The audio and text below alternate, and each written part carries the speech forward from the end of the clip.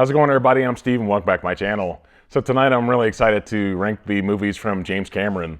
This is a Canadian-born director. This director is going to be turning 70 this year, and on August 16th. He's a Leo, just like I am, and I can relate to him. If you've seen James Cameron's, his relationships, I think he's been married I think he's on his fifth marriage now, I believe. so I can tell you, just from being a Leo, I can tell you that we're not easy to deal with. And I think a lot of people, he's had a lot of actors that have returned and worked with them more than once. So obviously they like him enough, but I think he's really demanding.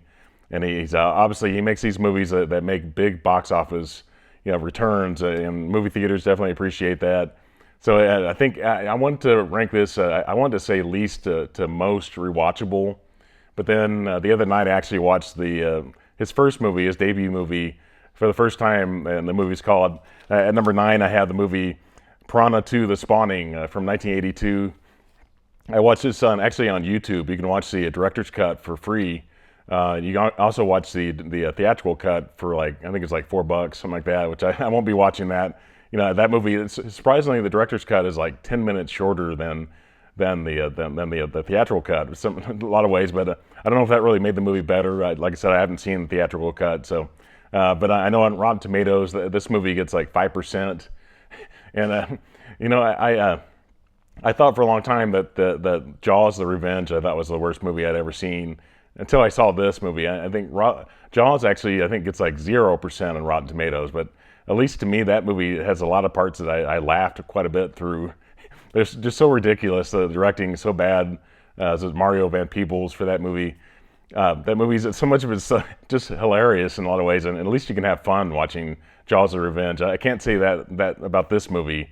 And James Cameron was actually a screenwriter of this movie. So obviously the next movie he did was much better.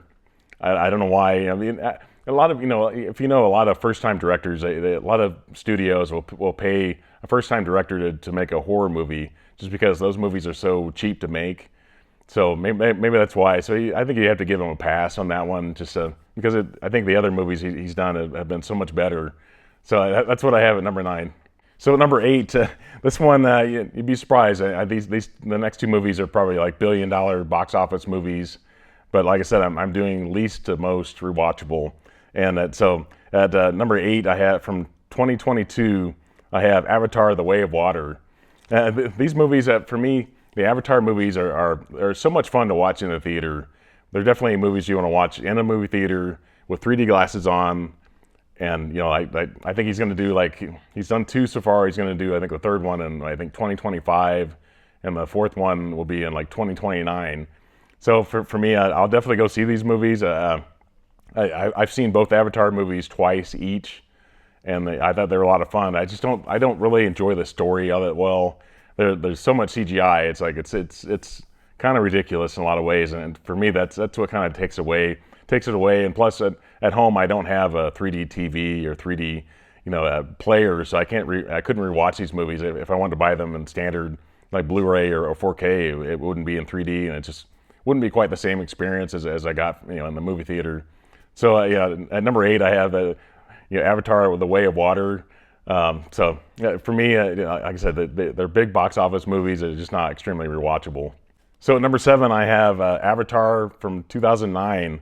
This is basically, I didn't mention the actors. Basically, it has the same cast as the second one. Sam Worthington, Zoe Saldana as Stephen Lang, and it has as Sigourney Weaver.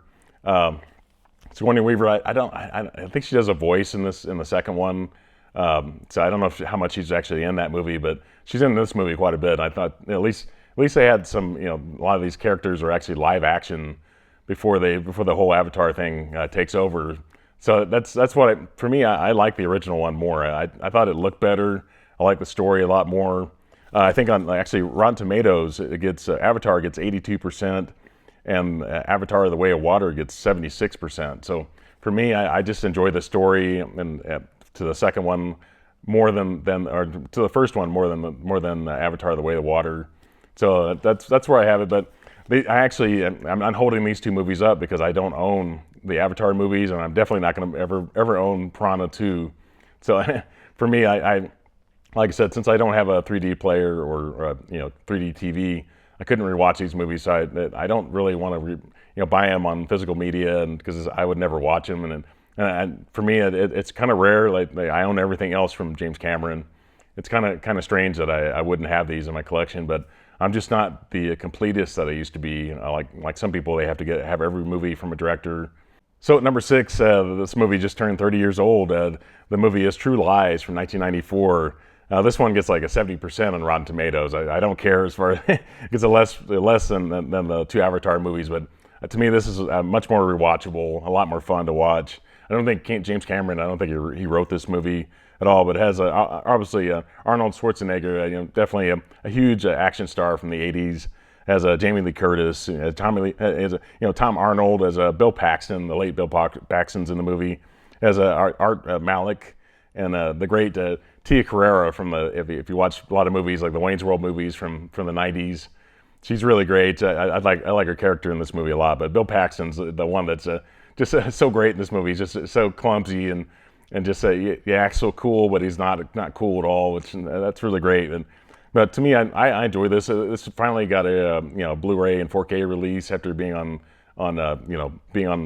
Blu-ray or being on DVD for so long, and it just brought back a lot of memories. I think the only complaint I have about this movie, it's like 2 hours and 20 minutes. So it would have been nice if it were just a little bit shorter. But overall, I like the action. I like the humor in the movie. A lot of people complained about the transfer of this movie from what they were expecting to get. Even though to me, I think it's a lot better than the DVD version. So that's what I have at number six. So at number five from 1989, I have The Abyss. This is another movie that recently got upgraded from DVD. It's on Blu-ray and 4K now. I've always enjoyed this movie. To me, it's way ahead of its time as far as technology and visual effects. It's way before Titanic and before the Avatar movies and so much others. This movie I enjoy. Ed Harris is really great in the movie. Mary Elizabeth Mastrantonio as Michael Biehn. If you know from Aliens, obviously worked with James Cameron before, but I enjoy this movie a lot. I like the story quite a bit. I like this one has the theatrical version and the director's cut or extended version, special edition version, which is I think it's like 3 hours long or something like that. So I enjoy that. There's a lot you can see little stuff that in the movie where they kind of extended some scenes in the movie when you watch the extended cut of the movie. I think the theatrical is pretty good too, but I think that maybe the ending is a little more drawn out. So I think they're both really great, but it's great that they gave you the option to watch them both. But so at number five, I think The Abyss is great. Okay, so now we're getting into the really big ones. Number four from 1997, I have Titanic. This is one that's a movie I had stopped watching for a long time just because I saw it so many times. I think I saw it like 3 times in the theater. It has that Celine Dion, the song and stuff that everybody loved. Everybody was kind of at the time were really swept up in this movie. For 1997, I think it gets like 88% on Rotten Tomatoes. It has a Leonardo DiCaprio. It has a Kate Winslet.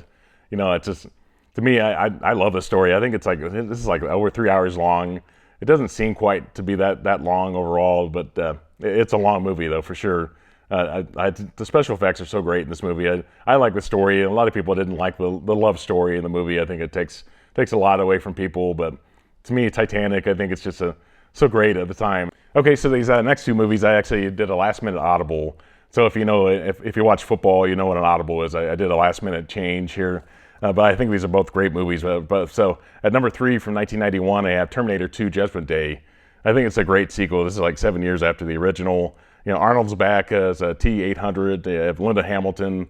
You have Robert Patrick, a really great villain in this movie. He plays T-1000.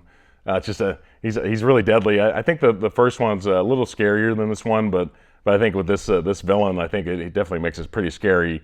This one gets a 91% on Rotten Tomatoes. I think it's great. It has the Guns N' Roses, "You Could Be Mine." That great that song from them. That's near the end of when Guns N' Roses were really really great at the time before they imploded. So number two for 1984, I have the Terminator. So great. Arnold T-800 is introduced. His character is really scary in this movie. Linda Hamilton, Michael Biehn really great in the movie. I just enjoy this so much. Like this one gets actually 100% on Rotten Tomatoes. I think it's well deserved. That's why I did that change. Even though I'm not doing these necessarily in a order from Rotten Tomatoes scores, but I just like this movie a little bit more than the sequel. To me, it's just, like I said, this one's more of a horror movie compared to the sequel to this. But I think they're both great, and you can go in any order. And obviously, I welcome anybody to give me your order of these these great movies from James Cameron. Let me know in the comments how you would rank these, because I think they can kind of go in all different orders. Except for, I think a lot of people would have Piranha 2 is probably in the last spot, probably, but it can be in any order you want. Really, there are no rules. I don't care how anybody ranks them. It's like you like what you like, and I like what I like. We're not necessarily looking to change anybody else's mind. Necessarily, it's just you like what you like. And like I said, if you like the Avatar movies, definitely rank those higher. Don't be afraid to do that. Because if you like those movies, they're newer movies. I've liked James Cameron's movies since the '80s, so those movies are definitely the ones I grew up with, and they're ones that have stuck with me the longest. So that's why they're a little bit higher. But if you like the Avatar movies, they could be 1, 2. If that's what you like, that's what you like. So, but yeah, as far as Terminator, the Terminator, I think it's a great movie from 1984, and that's where I have it at number 2. Okay, so number 1 from 1986, I have Aliens. What a great sequel to the original. This is the 4-film box set, but the original was 1979 from Ridley Scott, and that's such a great movie. Overall, this is a great sequel, and I think Ridley Scott even said he loves this movie. He loves what James Cameron did with his idea and kind of expanded on it. And really, the first Alien is really more of a horror movie, and the sequel is really more of an action movie, but it's definitely got some scary stuff in it too. And it's really strange how the sequel is more of like a military kind of movie compared to the original, because a lot of the characters are kind of just referred to by their last names. You've got Sigourney Weaver as Ellen Ripley. You got Michael Biehn as Hicks. You've got the evil Paul Reiser who plays Burke, and then you've got Lance Hendrickson plays Bishop. It's so great. It's such a great cast. I love like I said, I like the military theme in the movie, and there's a lot more aliens in this movie compared to the original. The whole thing is just so great. The ending's really great. The third act's really fantastic. Sigourney Weaver actually got a Oscar nomination for this part, which is amazing. Just for a science fiction movie, for somebody to get an Oscar nomination is really great, and because she was really great in the movie. But yeah, so number 1, I've got Aliens. Okay, so thank you for watching tonight. I really appreciate it. But before I go, I really want to mention something here. Now that we've lost Roger Corman recently. James Cameron got to start in the business with Roger Corman, so he owes a lot to Roger Corman, and just like a lot of people in the film business do. But there was a movie in 1979 that I just want to mention this, because you can see where everyone starts off with humble beginnings. But in 1979, he did this movie about the punk band Ramones, and it's called Rock and Roll High School. And in that movie, PJ Souls is one of the stars of the movie. She was in like Carrie and Halloween, and she says that James Cameron used to bring her coffee to her in the mornings, which is unbelievable. James Cameron bringing coffee to anybody, just knowing what he would become in Hollywood. Just to think that's where he started. And so I just wanted to mention that. But I appreciate everybody, like I said, for watching. Please, if you're not already subscribed to my channel, please consider doing that. And everybody have a great one. Thank you.